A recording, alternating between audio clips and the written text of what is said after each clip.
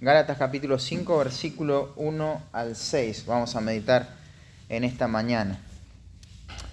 Hubo varios periodos oscuros en la historia de la iglesia, sobre todo en la historia de la iglesia en Roma. Uno de esos periodos fue coincidente con la vida de Juan Hus. Por aquel entonces la iglesia estaba viciada de múltiples pecados. Gozaba de tremendo poder político, económico, social, y esa influencia no solo quedaba centralizada en Roma, sino que se extendía por el mundo entero. Aunque esta iglesia decía ser la verdadera, cuando la comparás con la iglesia que presenta el Nuevo Testamento, dista considerablemente una de la otra, ¿no? Los líderes de la iglesia abusaban abiertamente de su autoridad. Ellos eran movidos por la ambición de poder, posiciones prestigiosas, y se creaba una tensión constante por aquel entonces. La iglesia se había desviado completamente de la autoridad y la suficiencia de las escrituras. Los hombres y las tradiciones de los hombres era lo que gobernaba la vida de la iglesia. La salvación, por ejemplo, dependía de los méritos que una persona podía acumular, y hasta se llegó a vender un documento que certificaba cierto perdón. Por lo tanto, adquirir ese documento facilitaba la oportunidad de salir más rápido del purgatorio, ¿no? Esto fue conocido como la venta de indulgencias. La venta de indulgencias fue clave en todo el desarrollo y poderío económico de la Iglesia Católica Romana. Personas de todo el mundo, desesperadas, hacían hasta lo imposible, lo inimaginable para conseguir este perdón, estas indulgencias. Y todo el negocio marchaba bien para el enriquecimiento de la iglesia. Nadie podía cuestionar nada de esto, ¿no? Porque automáticamente eran excomulgados, por lo tanto no iban a entrar al paraíso. La Biblia, por otro lado, no solo que no se predicaba con fidelidad, sino que era inaccesible para las personas. Nadie podía leer la Biblia. De hecho, más del 90% de la población mundial en ese momento era analfabeta. Y los pocos que sabían leer y escribir no conocían el idioma en el que estaba escrito la Biblia, que era el latín. Idioma que solamente algunos dentro de la iglesia, del liderazgo de la iglesia, manejaban. Así que esta forma de manejarse y de oprimir, de estafar a la gente, no parecía correr ningún peligro. Sin embargo, Dios va a levantar a un hombre llamado Juan Hus, que no solo va a entender la verdad, sino que la va a comunicar, la va a predicar con fidelidad en el idioma común de la gente. De manera que las personas en el lugar donde él vivía, que era Bohemia, donde él ministraba, no estaban preocupadas por la adquisición de estas indulgencias. Claro, esto representaba un peligro, ¿no? Una gran pérdida económica para la iglesia romana. Y pronto las autoridades de Roma lograron sobornar a las autoridades gubernamentales de Bohemia, y Juan Hus fue excomulgado y echado de la iglesia. Pero la historia no quedó ahí. Él siguió su ministerio de predicación y escribió fuertemente contra la viciada iglesia. En noviembre de 1414, el concilio de Constanza se reunió y el emperador instó a Juan Hus a venir y dar cuenta de su doctrina. Se le prometió seguridad, lo llevaron a través de un salvoconducto y le hablaron de que iba a estar en un consejo muy importante donde supuestamente se harían reformas estructurales en la iglesia. Entonces Juan Hus decidió asistir. Sin embargo, cuando llegó, fue arrestado de inmediato y permaneció durante 6 meses en prisión. En lugar de una audiencia, Hus lo llevaron ante las autoridades encadenado y se le pidió que se retractase de sus opiniones y de todos sus escritos. En julio de 1415 lo desnudaron, lo adornaron con un sombrero pintado con demonios y etiquetado como un archihereje. Mientras tanto, él oraba por sus enemigos. Luego lo llevaron junto a una pila de llamas que ardía. Eran sus libros, sus escritos. Y lo instigaron a que se retractara de su postura. Sin embargo, él al ver estas cadenas, él pensó, mi Señor Jesucristo fue atada con una cadena más pesada para mi bien. Así que, ¿por qué debería yo avergonzarme de esta cadena oxidada? Le dijeron una vez más que se retractara, pero él se negó, proclamando que lo que enseñé con mis labios, ahora lo voy a sellar con mi sangre. Sus verdugos, después de haberlo quemado, mientras él cantaba, Jesús, hijo de David, ten misericordia de mí, recogieron las cenizas y las arrojaron a un lago para que no quede nada de la memoria y de los restos de Juan Hus. Juan Hus podemos registrarlo como un prerreformador, un hombre que se mantuvo firme. ¿Por qué? Porque él no estaba sosteniendo un ideal humano, él no sostenía una opinión personal, sino la verdad de Dios. Se mantuvo firme no por un capricho, sino por el Evangelio. Y él no iba a afectar de ninguna manera la pureza del Evangelio. ¿Qué hubiese pasado si Juan Hus se retractaba? Probablemente hubiese salvado su vida, ¿no? Pero de 1400 hasta ahora no hubiese vivido. En algún momento hubiese muerto y tendría que dar cuenta a Dios. Porque lo que se le pedía que se retracte tenía que ver con la pureza del Evangelio. Y retractarse de algo hubiese evidenciado que él jamás hubiese entendido verdaderamente el Evangelio. Él podía haber dicho, bueno, yo creo con firmeza esto, pero ¿qué hay de malo si le agrego esto que me están diciendo de los méritos como para salvarme de la hoguera nomás? Cualquier adición, cualquier suma al Evangelio es un menosprecio por el Evangelio puro. Cosa que los judaizantes hacían y lo hacían muy bien en las iglesias de Galacia. En la iglesia de Galacia había personas preocupadas más por su autopreservación que por la verdad misma. Ahí Pablo les va a decir, estos, refiriéndose a los judaizantes, que os obligan a que os circuncidéis solamente para no padecer persecución a causa de la cruz de Cristo. Los judaizantes demostraron con su miedo que no habían creído en el Evangelio. Habían entendido, pero no tuvieron fe. Era un discurso que aprendieron, algo superficial. Sin embargo, su mensaje liviano, superficial, el Evangelio de la autopreservación, había causado muchos daños, no solamente en ellos, sino en las personas que les rodeaban, ¿no? Y el propósito de la carta era neutralizar este peligroso error. ¿Y qué hace Pablo? Va a enfatizar nuevamente el glorioso evangelio de la libre gracia de Dios en Cristo Jesús. La justificación por la fe sin las obras de la ley. Pero también tiene un doble propósito porque va a exhortar a los destinatarios a que adoren y demuestren este genuino carácter por medio de su fe en una vida que abunde en el fruto del Espíritu. La sección anterior, el domingo pasado, Pablo dio un argumento contundente en lo que refiere a la interpretación bíblica y sus implicaciones. No hay manera de contrarrestar lo que escuchamos el domingo pasado. El argumento de Pablo fue arrollador. La iglesia tiene que mantener criterios sólidos en cuanto al Evangelio. Y no solo entenderlo en el momento, sino permanecer en esos criterios. Quedarse ahí, perseverar. El creyente debe entender que la pureza del Evangelio no puede ser afectada, adulterada y diluida porque si no, se pierde el Evangelio. Acá es donde no hay que moverse ni un centímetro, no hay que ceder, no hay que hacer concesiones. ¿Por qué? Porque esto es importante, pero también es urgente. Entender el Evangelio es una parte central, pero quedarse ahí es una parte vital, mantenerse en el Evangelio. Muchos pueden entender el Evangelio, pero no se mantienen firmes.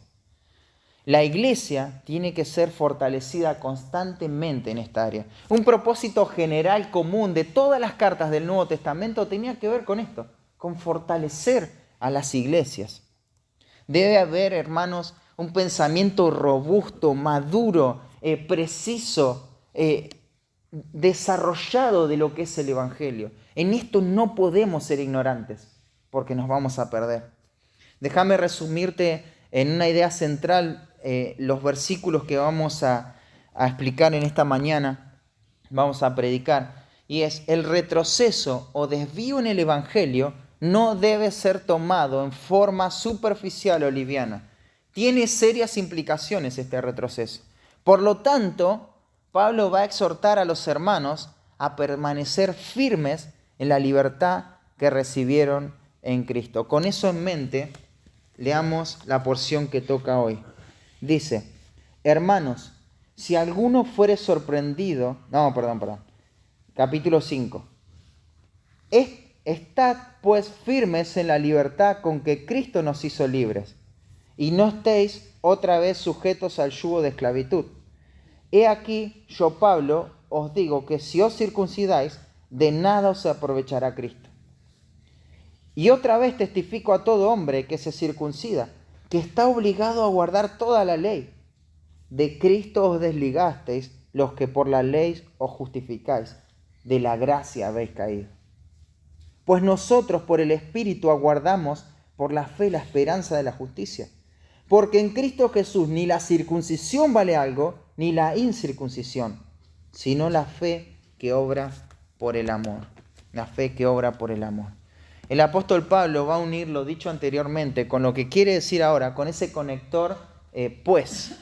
Esta conjunción introduce una conclusión final lógica. Los creyentes están siendo arrastrados por las ideas falsas de estos fanáticos religiosos debido a una interpretación errónea, ¿no? Como vimos en el pasaje anterior. Y luego de que Pablo da la interpretación precisa sobre lo que significa la ley, ahora se dispone a dar esta conclusión final. La Escritura es suficientemente clara y contundente para que los hermanos se mantengan firmes. Y el creyente, no solamente en Galacia, sino en todo lugar y en todo momento, debe reaccionar ante esta verdad. ¿Qué más necesito para ponerme en pie y permanecer firme en el Evangelio?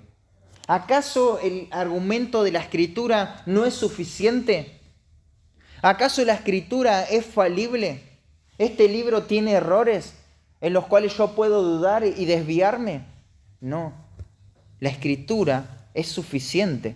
Y si esto no es suficiente, entonces nada va a ser suficiente.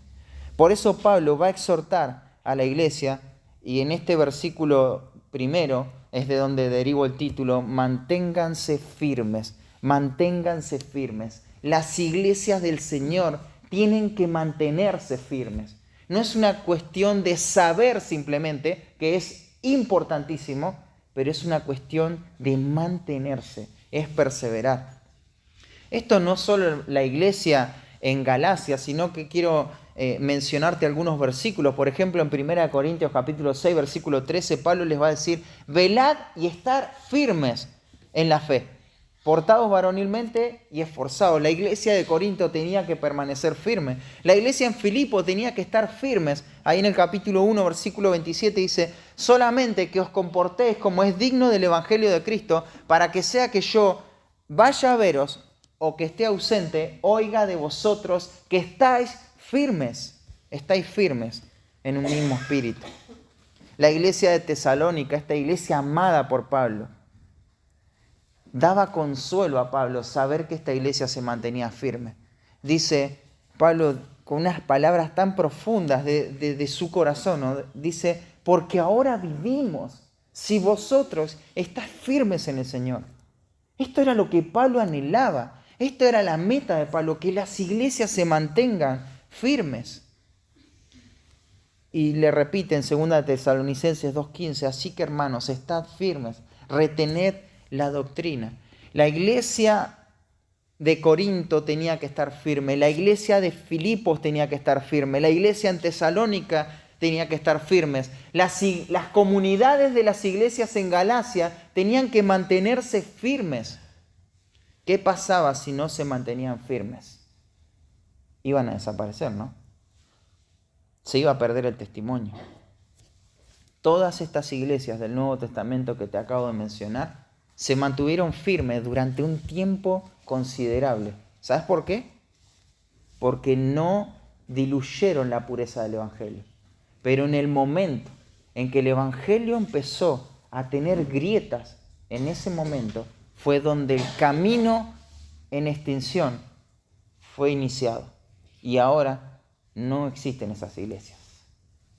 Si la iglesia de Galacia que recibió la escritura inspirada como destinatario original, por no hacer caso a las verdades que Pablo está exhortando acá, desapareció. ¿Qué puede quedar para nosotros 2000 años después si seguimos el mismo camino?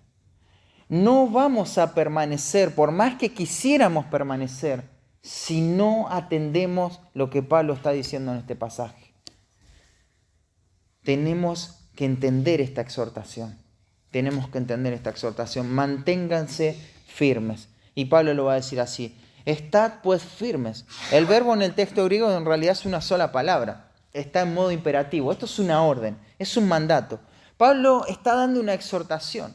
Pero acá hay un detalle muy interesante a tener en cuenta.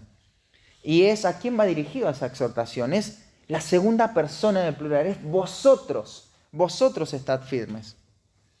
Claro, esta exhortación incluye solamente al creyente.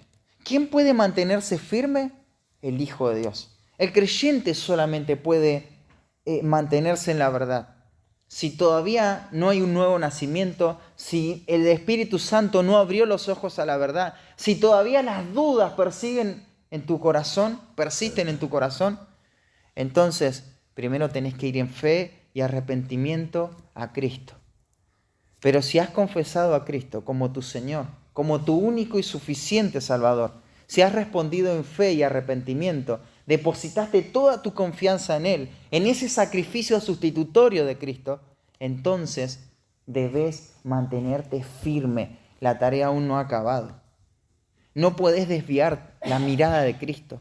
No debes ceder terreno a la mentira, ningún pensamiento engañoso.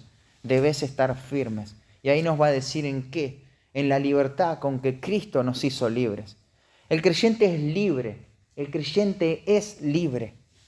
Hoy se habla tanto de la libertad, se hacen tantas propuestas, tantos eslogan acerca de la libertad. Pretenden definir la libertad, se pretende definir lo que es la esclavitud. El mundo tiene su propia noción de la libertad, ¿no? Y algunos hasta alcanza a aquellos que promueven, ¿no?, a lo que les llaman libertad. Sin embargo, permanecen esclavizados por el verdadero sistema de esclavitud, que es el pecado. No pueden deshacerse de sus deseos ambiciosos, egoístas, son gobernados por el pecado. La libertad verdadera es la libertad del dominio del pecado. Jesús le había dicho esto a estas personas que estaban esclavizadas por un sistema legalista y pecaminoso en Juan capítulo 8, versículo 34. De cierto os digo, todo aquel que hace pecado, esclavo es del pecado. Esclavo es del pecado. Podés buscar la libertad en un sistema económico, financiero, y está bien, me parece bien que quieras progresar. Podés buscar la libertad en un sistema de gobierno democrático, como vos le quieras llamar, y está bien, no me gustaría vivir en el norte de Corea, la verdad, pero aunque alcances todo eso, aún seguís siendo esclavo de tus pecados. Necesito ser emancipado, liberado del pecado. Y en el mismo capítulo de Juan, él dijo: así que si el Hijo os libertare, seréis verdaderamente libres. El único que puede darnos la verdadera libertad es Cristo, porque estamos esclavizados de algo que es real y es el pecado. Así que la libertad con que Cristo nos hizo libres, Cristo nos hizo libres. Cristo vino a deshacer las obras del diablo. Acompáñame a 1 de Juan, capítulo 3, versículo 8. Fíjate, dice: el que practica el pecado es del diablo. Esto se refiere a una práctica continua de pecado por los tiempos presentes del verbo. Y fíjate, porque el diablo peca desde el principio. Desde que comenzó a pecar, se ha mantenido en esa práctica el diablo. Para esto apareció el Hijo de Dios, para deshacer las obras del diablo. Esa palabra deshacer es la que se utiliza en San Juan capítulo 11, cuando Jesús da órdenes sobre Lázaro y dice: desatadle y dejadle ir. Estaba atado, ¿no? Bueno, ese es el pecado. Cristo vino a eso, a deshacer las obras del diablo. Hay una implicación en lo que se refiere a esta palabra libertad. a ser libres del pecado. Pero quiero ser un poquito más preciso en cuanto al significado. Por el contexto inmediato y el argumento de la carta, la libertad que se trata acá en forma precisa sería esta. La libertad cristiana tiene que ver con el goce del creyente de no estar obligado a un sistema externo de órdenes que tiene que realizar para obtener la aprobación de Dios. Eso es la opresión de los judaizantes. Tienen que hacer todas estas cosas para poder hallar gracia delante de Dios. Eso es esclavitud. Eso es esclavitud. Justamente los judaizantes querían imponer este sistema de reglas, ¿no? ¿En qué se basaban? En el esfuerzo humano. Y esto iba a aportar algún valor o aceptación para con Dios, ¿no? Hermanos, muchas personas están esclavizadas por el mismo fondo dominante de este error. Claro, con diferentes matices, otros colores, otras formas, pero sigue siendo el mismo fondo, ¿no? La propuesta de la religión falsa es: ¿qué tengo que hacer para ganar la salvación? ¿Qué cosa tengo que hacer para alcanzar esa paz que hoy no tengo? Toda persona está esclavizada por esto. O por un sistema en donde sus esfuerzos son el centro, o por el mismo pecado. Vamos a ver después que termina siendo lo mismo. Los gálatas debían entender esto de una vez por todas. Agregar cualquier mérito humano era diluir el Evangelio. La cruz de Cristo más el esfuerzo humano no sirve absolutamente para nada. Ellos no solo deben entender esto, como te dije al principio, deben mantenerse en esta postura, en la libertad que les trajo salvación. Y esa libertad es solo por medio de Cristo. Y dice: y no estéis otra vez sujetos al yugo de esclavitud. Probablemente la mayoría de los creyentes en Galacia no habían practicado los ritos judíos, ¿no? Había muchos gentiles. Pero los falsos maestros le querían imponer estos ritos. De todos modos, Pablo le dice: no estéis otra vez. No estéis otra vez, llamativo esto, ¿no? Esa palabra otra vez es de nuevo. Para la mayoría esta forma de esclavitud era totalmente nueva, no era lo mismo. Sin embargo, ¿qué proponía esta forma de esclavitud? Que ellos se centren en ellos mismos, en sus esfuerzos para obtener la aprobación de Dios. ¿Cómo era su vida de esclavitud pasada? Se centraban en ellos mismos para hacer lo que les placía. ¿Te das cuenta? El patrón es el mismo. Por eso Pablo le dice: no estéis otra vez. Salieron de una esclavitud y ahora quieren ser de vuelta esclavos. A eso se está refiriendo, ¿no? Esto es una locura. Porque aún el creyente, aunque ha sido libertado, puede caer preso de este despotismo, ¿no? Volver a ser esclavo. Todo si no se mantiene firme. La falta de firmeza hace que aún los hijos de Dios caigan en este pecado de esclavitud, de legalismo, ¿no? Capaz vos entendés perfectamente que la salvación no la vas a obtener a través de las obras.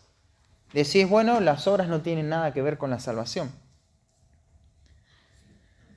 Pero hay ciertas cosas que haces que te hacen sentir que estás por encima de la media. Porque vos practicás o tenés una experiencia o tenés un criterio diferente. Vos decís: sí, yo soy salvo como todos los demás, pero tengo como ese plus que nadie lo tiene. Nadie puede alcanzar lo que yo tengo, ¿no? Y eso es confiar de la misma forma en un sistema externo que crees que te hace más acepto delante de Dios que otras personas. Y ese es el mismo patrón que afecta a estos inconversos que están destinados al infierno, y también afecta aún a los creyentes que pueden diluir las implicaciones del Evangelio en sus vidas, aferrándose a un sistema legalista para la santificación. Y eso no tiene ningún valor. No hay ningún mérito personal que nos haga dignos receptores de la gracia de Dios, en ningún sentido, ni antes de Cristo ni después de Cristo. Si querés mantenerte firme, solamente lo vas a hacer a través de la libertad que Cristo te dio, la libertad de Cristo. Y Pablo nos va a dar la forma, ¿no? ¿Cómo hago para mantenerme firme en la libertad con que Cristo me hizo libre. Y es algo que tenemos que considerar. La manera en cómo nos tenemos que mantener firmes, tenemos que prestar muchísima atención. Porque si no, tarde o temprano, vamos a terminar arrastrados por esa complacencia, ese sabor que nos deja, ese gustito que nos deja practicar cosas y confiar en eso que estoy practicando y convertirme en un religioso legalista. Entonces, manténganse firmes, y lo primero es, manténganse firmes considerando las advertencias, versículos 2 y 3. Pablo va a decir, he aquí, yo Pablo os digo que si os circuncidáis, de nada os aprovechará Cristo. La exhortación de Pablo acá es enfática, utiliza una interjección, he aquí. Esto expresa emoción. Pablo no está diciendo esto de una forma fría, sino que literalmente el texto original dice, mírenme acá. Tienen que mirar esto, tienen que prestar atención a lo que le estoy diciendo.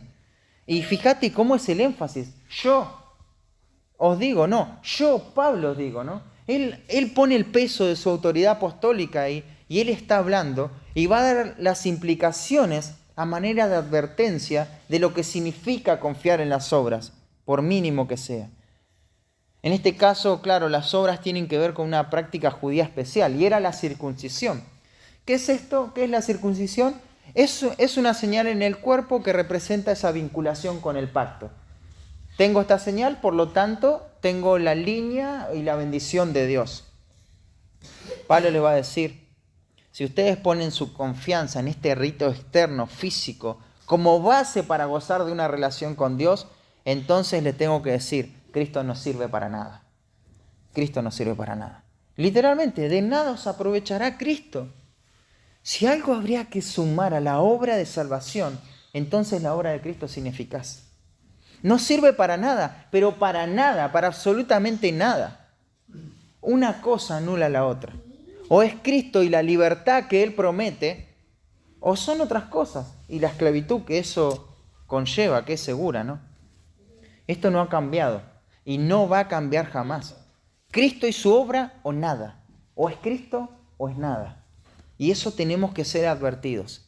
No hay algo que podamos sumar a la obra de Cristo. Nada, absolutamente nada. Y la segunda advertencia es, y otra vez digo a todo hombre que se circuncida, que está obligado a guardar toda la ley. Pablo va a decir, no es lo único que tengo para decir, ¿no? También les digo esto, no tienen excusa. Les advierto, y esto queda como testimonio, yo testifico, ¿no? Y esto no va dirigido a uno, a dos o a tres, a todos sin excepción. Todo aquel que incurre en algo externo para sentirse aprobado delante de Dios, está obligado a guardar toda la ley. Porque entró en esa regla, ¿no? Él está obligado a guardar. Claro, tenemos que entender, no porque la ley te vaya a justificar. Ya vimos que pensar que la ley te va a justificar es tener un mal entendimiento de la ley. Pero ellos están obligados a guardar toda la ley porque ellos dicen que la ley los va a justificar. Ellos dicen esto. Entonces, a ver cómo les va. Parece que varios en la iglesia de Galacia no están tomando seriamente y en forma consciente la dimensión que todo esto acarrea, de agregar obras humanas al Evangelio. Pablo les advierte primero que si lo hacen, entonces Cristo no les sirve para nada. Y en segundo lugar, les va a decir que los que promueven esta distorsión, entonces, a ver cómo lo llevan a la práctica, tienen que guardar toda la ley, toda la ley. Y fíjate lo que dice Santiago, capítulo 2, versículo 10. Santiago capítulo 2, versículo 10 dice, porque cualquiera que guardare toda la ley, pero ofendiere en un punto, se hace culpable de todos. Versículo 11, porque el que dijo no cometerás adulterio, también ha dicho no matarás. Ahora bien, si no cometes adulterio, pero matas, ya te has hecho transgresor de la ley.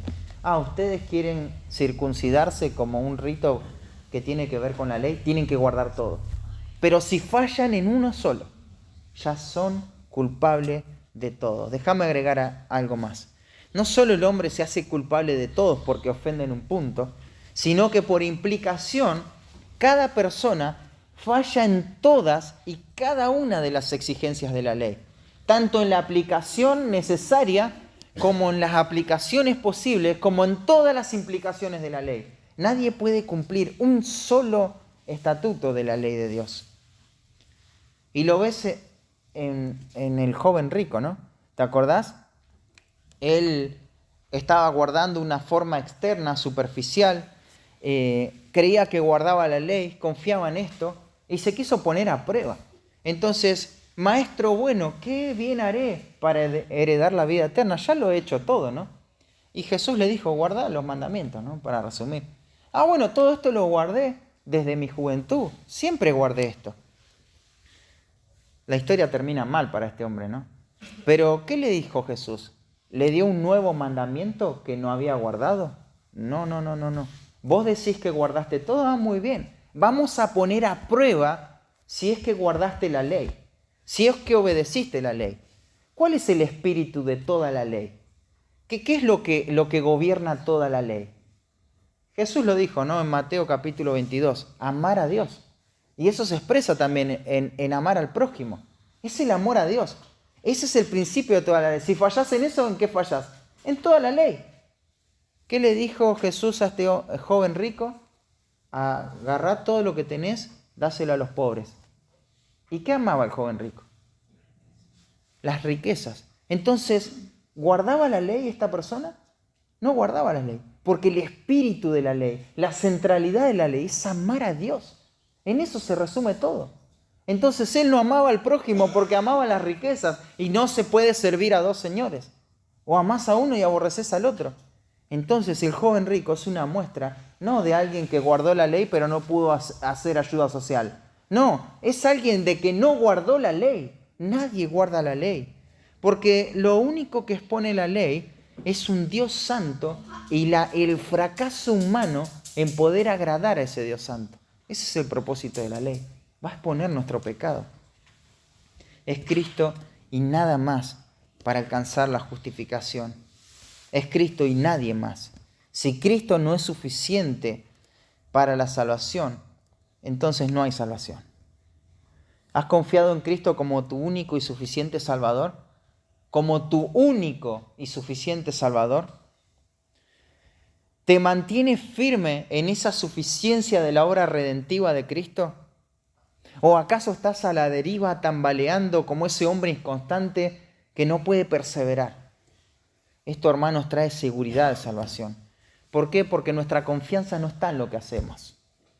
Las cosas podemos decir que están bien entre Dios y nosotros, a pesar de nosotros mismos. Porque nuestra justificación no radica en nuestras obras, sino en la obra de Cristo. Es en su sacrificio perfecto. Porque de lo contrario no tendríamos ninguna esperanza. ¿Cómo estaría mi comunión con Dios si dependería de lo que yo hago? No depende de lo que yo hago. Depende del sacrificio de Cristo. Querido amigo, si no confiaste en esto, es el momento para poder confiarlo. Porque si no estás perdido. Pero querido hermano, Cristo tiene que ser suficiente para ti. Porque entonces, si Cristo no es suficiente para nosotros, ¿qué va a ser suficiente? ¿Dónde está nuestra satisfacción si Él no lo llena todo? Nada va a ser suficiente. Entonces, esto es muy importante, hermanos, porque diluir este aspecto de la salvación es perder el gozo de la salvación para un creyente. Es vivir en derrota, es vivir sin mirar a Cristo, una vida triste, amargada, desventurada, ¿no? Pero tenemos que mantenernos firmes. Entonces, manténganse firmes considerando las advertencias, pero manténganse firmes considerando las consecuencias. Versículo 4, de Cristo os desligasteis los que por la ley os justificáis, de la gracia habéis caído. Primero, tenemos que decir que no hay nadie que se justifique por la ley, nadie. Lo que Pablo está diciendo, aquellos que piensan que por guardar ciertas normas van a ser justificados, entonces la consecuencia es que de Cristo os desligasteis. Se desligaron de toda vinculación vital con Cristo. Buscaron su amparo y su satisfacción en otra cosa que hace a Cristo inadmisible, ¿no? Entonces, esto no es un juego. Ellos quizá decían, bueno, no es que vamos a dejar de creer en el Evangelio y la verdad que nos fue entregada por Pablo. Sabemos que todo esto es verdad, solo que no nos parece mal pensar de otra manera, incorporar otros criterios, tener una mente abierta, ¿no? No podemos ser tan cerrados. Claro, este era un problema que tenían, sobre todo esta cultura, ¿no? de estas personas que creían muchas cosas, ¿no? Y Pablo les va a decir que quizá no están viendo las consecuencias que esto trae para sus vidas, estas mentiras. No están tomando consideración de lo que implica que ellos incorporen o diluyan el Evangelio. Esto implica que han dejado a Cristo. De Cristo os desligasteis. No tienen nada que ver con Él. La primera consecuencia de no mantenerse firme en la libertad es que pierden el privilegio de una relación personal con Cristo. De Cristo os desligasteis. Pero la segunda consecuencia es que pierden el beneficio que esa relación trae, y es la gracia de Dios. Fíjate, dice, de Cristo os desligasteis, los que por la fe os justificáis, de la gracia habéis caído. De la gracia habéis caído. Esto es grave, hermanos. De la gracia habéis caído. Ahora, una mirada superficial de este texto puede sugerir, como muchos piensan, que hay pérdida de salvación. De la gracia habéis caído. ¿Este texto dice que el creyente puede perder la salvación? No, mira la gramática del pasaje. Solamente eso te va a dar la respuesta. De Cristo os desligasteis. ¿Quiénes? Vosotros, ¿no? Pero hay una aclaración más de en quiénes son esta segunda persona del plural. Y está dada como una posición acá. Los que por la ley os justificáis. Estos que por la ley se justifican. Vosotros los que por la ley os justificáis. De la gracia habéis caído. ¿Quiénes? Vosotros. ¿Quiénes vosotros? Los que por la ley os justificáis. Claro, los que por la ley se justifican no tienen nada que ver con la gracia de Dios. Ellos se desligan de Cristo y caen de la gracia. Ellos son muy diferentes al nosotros del versículo 5. Pero pensá esto. Podríamos pensar que varias personas en la iglesia hicieron una profesión de fe. Varios dijeron recibir a Cristo, ¿no? Levantar la mano, hacer lo que externamente te convierte en un creyente, ¿no? Pero siempre confiaron en su justicia personal. No importa cuánto le hables del pecado. Ellos van a decir, soy pecador como todos, ¿no? Pero siempre en lo más profundo de su corazón, ¿sabes en qué confían? Confían en que pueden remediarlo. Lo puedo cambiar. Lo puedo arreglar. Creen que hay una manera para torcer esta situación pecaminosa. Entonces, no se entregan al Salvador. Tienen ahí esos pecados en los cuales piensan que lo van a solucionar y no lo confiesan. No se entregan de una forma genuina y total a la salvación. Esto es caer fuera de la gracia. Tiene que ver con personas que han escuchado el Evangelio una y otra vez, pero no hubo firmeza. Claro, hay una aceptación rápida, pero no se entiende, no hay profundidad, no hay raíz, no hay crecimiento. No consideran estas consecuencias trágicas de desechar toda confianza absoluta en Cristo. Hicieron las cosas a medias, de la gracia habéis caído. Fíjate ahí en Mateo capítulo 13, acompáñame en tu Biblia para mostrarte un concepto que está relacionado a esto. En Mateo capítulo 13, recordarán la parábola del sembrador. Vamos directamente a la explicación que da Cristo. El versículo 18 dice, oíd pues vosotros la parábola del sembrador. Cuando alguno oye la palabra del reino y no la entiende, viene el malo y arrebata lo que le fue sembrado en su corazón. Este es el que fue sembrado junto al camino. Pero fíjate el versículo 20.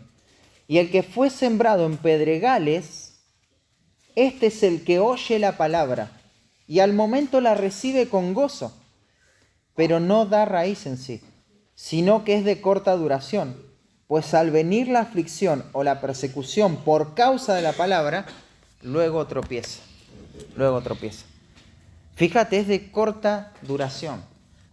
¿Qué pasaba con los que confesaban genuinamente a Cristo en este tiempo? Eran perseguidos por los judíos.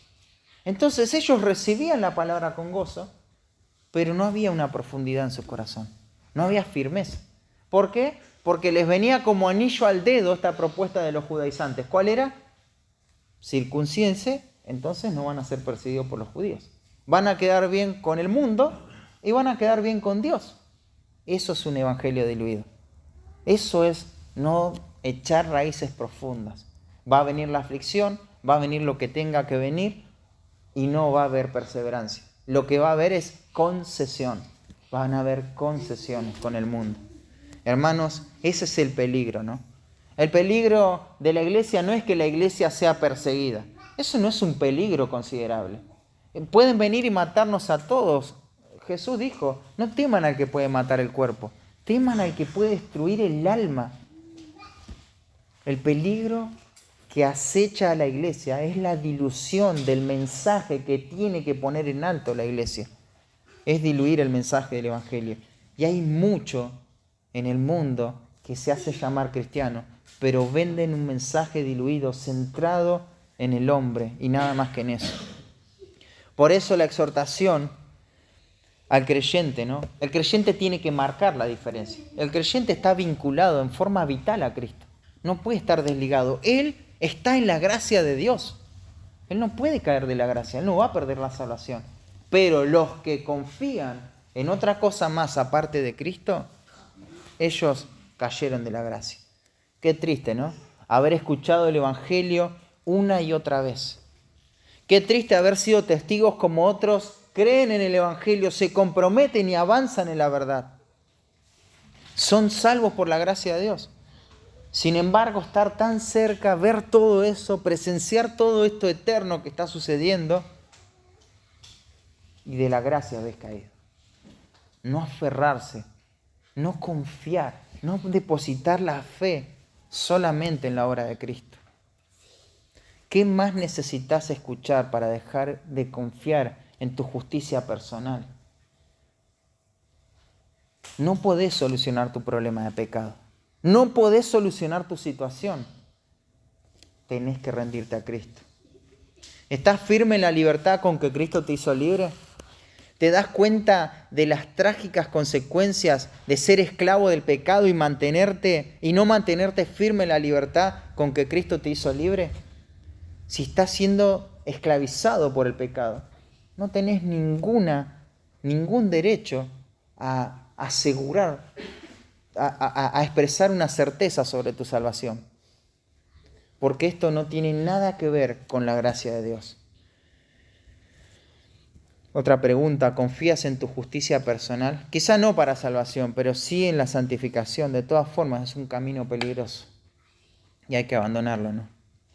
Pablo exhorta a la iglesia a mantenerse firme, y la primera exhortación para mantenerse firme es considerando las advertencias, pero también considerando las consecuencias. Y en último lugar, manténganse firmes considerando las razones. Dice el versículo 5, volviendo a Gálatas, pues nosotros por el Espíritu aguardamos por fe la esperanza de la justicia. Pues nosotros, ¿no? Aquí hay una diferenciación con quienes por la ley se justifican, con nosotros. Una cosa es hablar de vosotros, otra cosa es hablar de nosotros. Nosotros por el Espíritu. Claro, esto es una obra del Espíritu Santo. No hay capacidad humana, no hay distinción humana, no hay mérito acá. Aguardamos, dice. El tiempo presente sugiere que esto es una acción progresiva, continua. Nos mantenemos en este ejercicio. El creyente se mantiene perseverante. El término caracteriza la vida cristiana como una gran expectación. Dice, aguardamos. ¿Cuál es el medio o cuál es la causa? Por la fe. Claro, esta frase preposicional nos da la causa, ¿no? La razón. Esto no tiene que ver con obras humanas. con una autoconfianza en nuestra propia justicia, sino que aguardamos por la fe. ¿Y qué esperamos? La esperanza de la justicia. Claro, fíjate el contraste tremendo. Ellos hacen cosas para obtener la justicia, pero la justicia, la justificación no es algo que hago, sino es algo que espero, nada más. Algo que recibo. Soy declarado justo. Y es algo que se va a terminar completando, ¿no? Ese día, ¿no? ¿Por qué? Porque no confiamos en las obras de la ley. Y esto va a decir Pablo. ¿Y por qué solo esperamos y no hacemos nada para obtener nuestra justificación? La respuesta es muy sencilla, no hay nada que hacer. No hay nada que hacer. Y el versículo 6 dice, porque en Cristo Jesús ni la circuncisión vale algo, ni la incircuncisión. Ninguna de estas prácticas tienen ningún valor, no valen nada. No tienen ninguna capacidad de hacernos aceptos para con Dios. Pablo dice que haber estado antes en la religión judía no es que te acerca un poquito más a Dios. Haber vivido una vida pagana totalmente perdido en el pecado no es que, bueno, tienes más posibilidades. A veces tenemos que afirmarnos en la verdad. Muchas veces uno piensa, viene de una iglesia donde el evangelio era diluido, entonces cuesta mucho sacarle eso y es más difícil que una persona que nunca había escuchado antes, ¿no? Déjame decirte algo. Si el viento sopla, el viento hace un efecto. Es cuestión de que el Espíritu de Dios convenza y traiga salvación. El viento sopla donde quiere, no importa el contexto. No importa si era de la circuncisión, si era de la incircuncisión, si venía de la iglesia universal, si venía de la iglesia de lo que vos quieras. Cuando el viento sopla, trae salvación. El Espíritu Santo es el que hace la obra y lo hace por medio de la predicación fiel del Evangelio, ¿no? Lo único que cuenta es la manifestación de la verdadera justicia, la verdadera libertad. No es que no tiene obras, El creyente verdadero no es que no vive en obras. Dios preparó obras de antemano para que anduviésemos en ellas, Efesios capítulo 2, versículo 10. Pero esto no consiste en la base de la justificación, sino que es la evidencia de la justificación. Esto es el lugar de las obras. Las obras no son contrarias a la fe. No son contrarias a la fe. Son una expresión de la fe, son una expresión de la salvación. Claro que no son la base de la salvación, no son la causa de la salvación, pero son la evidencia necesaria de la salvación. Y podés identificar esas obras, ¿no? Tanto para los que no han creído en Cristo como para los que sí han creído en Cristo. ¿Qué es lo que los diferencia esas obras? Capaz que hacen lo mismo, pero es la motivación. Unos obran bien porque confían en ese obrar bien para obtener la aprobación de Dios. Y otros obran bien porque solo aman.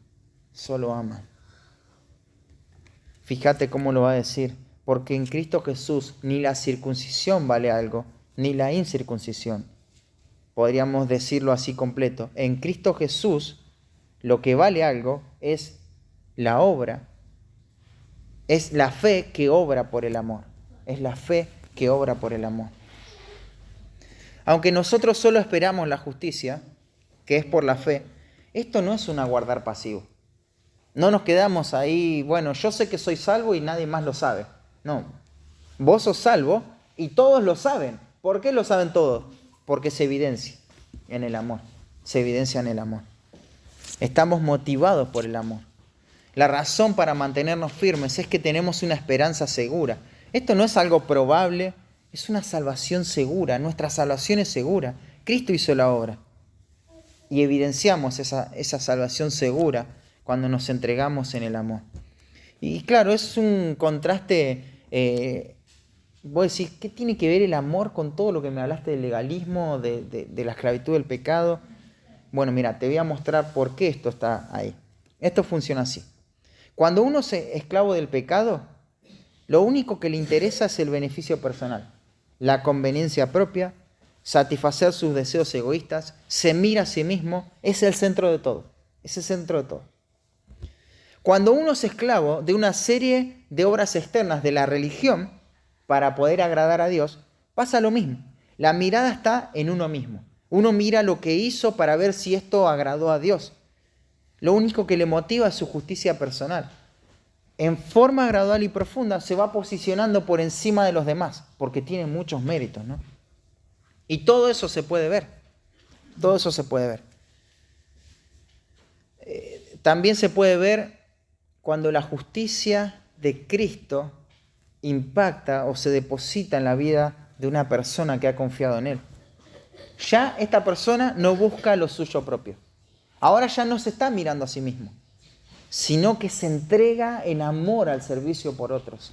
Sale la mirada de uno mismo. ¿En qué se evidencia la salvación? En el amor, en el amor. Esta persona ama. Todo lo otro, mirarse uno mismo, velar por uno mismo, preocuparse por uno mismo, tiene que ver con el egoísmo. Y es contrario al amor.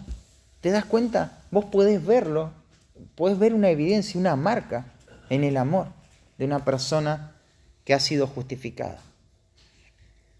Primera Juan capítulo 13 es un poco más dramático, ¿no? Y acompáñame a ese texto. No lo tenía marcado acá, pero quiero que veas la implicación que esto tiene. Fíjate el versículo 10. Dice, en esto se manifiestan los hijos de Dios y los hijos del diablo. Clarito, ¿no? Es prometedor lo que va a decir. Dice, todo aquel que no hace justicia y que no ama a su hermano no es de Dios. ¿Qué les tengo que explicar del griego? No. Es muy claro el texto. Todo aquel que no hace justicia, o sea, que vive en el pecado, pero otra cosa más, y no ama a su hermano, no es de Dios. No es de Dios. En esto se manifiestan los hijos de Dios. Esa palabra es clave. Acá se manifiestan los hijos de Dios. Versículo 14. Nosotros sabemos que hemos pasado de muerte a vida en que amamos a los hermanos. El que no ama a su hermano permanece en muerte. ¿En qué sabemos? Porque se manifiesta, ¿no? En este amor. No es que es la causa de la justificación, pero es la manifestación. Y podemos saber esto, ¿no? Y uno dice, bueno, yo amo a mis hermanos, yo estoy tranquilo que lo amo. Pero Juan es un poquito más incisivo. Versículo 16 dice, en esto hemos conocido el amor, en que Él puso su vida por nosotros. También nosotros debemos poner nuestra vida por los hermanos. Y ahí nos podemos, ahí se presiona un poquito más la situación, pero uno dice, bueno, si es necesario, yo estoy dispuesto a poner mi vida por mis hermanos. Por acá, por mis hermanos, los que están sentados ahí. Si tengo que morir, voy a morir por ellos. Y claro, vos lo podés decir con mucha vehemencia, porque capaz pensás, no voy a estar expuesto nunca a tener que poner mi vida por mis hermanos. No estoy viviendo en Franja de Gaza o en el norte de Corea, como hablábamos al principio, ¿no? Entonces podemos decir muchas cosas. Pero Juan no es tan fácil de evadir. Y va a decir lo siguiente. Pero el que tiene bienes de este mundo y ve a su hermano tener necesidad y cierra contra él su corazón, ¿cómo mora el amor de Dios en él? Ahora sí, porque hay necesidad, sí. Tenés los bienes de este mundo y cerrás contra tu hermano tu corazón, entonces, ¿de qué manera mora el amor de Dios en él? No es que de qué manera lo decís, lo podés decir, pero ¿de qué manera es una realidad esto? Fíjate lo que hace Juan. Juan pone el amor práctico hacia los hermanos, como una evidencia de la salvación, Por eso es que, volviendo a Gálatas, Pablo va a decir, porque en Cristo Jesús ni la circuncisión ni la incircuncisión vale algo, ¿no? Sino la fe que obra por el amor. La fe que obra por el amor. Es clave esto. Hermanos, esto no solamente es clave para entender este texto, sino que dentro de 2 domingos vamos a entender mucho más también lo que va a decir el apóstol, ¿no? En relación a la libertad cristiana. Pero ¿estamos firmes dando evidencias de nuestra salvación? ¿Es el amor lo único que motiva nuestras acciones? ¿O hay un cierto gusto por la autojustificación personal? ¿Y de qué manera se está evidenciando esta esperanza? todo el tiempo estoy velando por mí mismo, ocupado en mí mismo, invirtiendo en mí mismo, pensando en mí mismo, compartiendo conmigo mismo, preocupado por mí mismo. Si es así, estoy o en esclavitud de un sistema religioso o en esclavitud de pecado. Pero no estoy haciéndome de la verdad elemental del Evangelio y eso te quita firmeza, te quita firmeza. Y es probable la extinción. Podemos pensar que estamos firmes y permitir engaños sutiles en nuestra mente, no discernir la verdad, escuchar cualquier cosa, ¿no? Pero tenés que pensar las implicaciones seriamente. Advertí a tu corazón con la verdad, advertí a tu corazón, no te expongas al error, porque esto puede diluir el Evangelio de Cristo. Calculá las consecuencias de vivir en derrota por el pecado. Esto puede traer serias consecuencias. Aferrate a la esperanza conforme das evidencias de tu salvación. No lo tomes como algo menor. Estos hermanos parece que estaban tomando esto como, bueno, es una cosa más, no pasa nada. No, manténganse firmes en la libertad. No lo tomes como algo menor.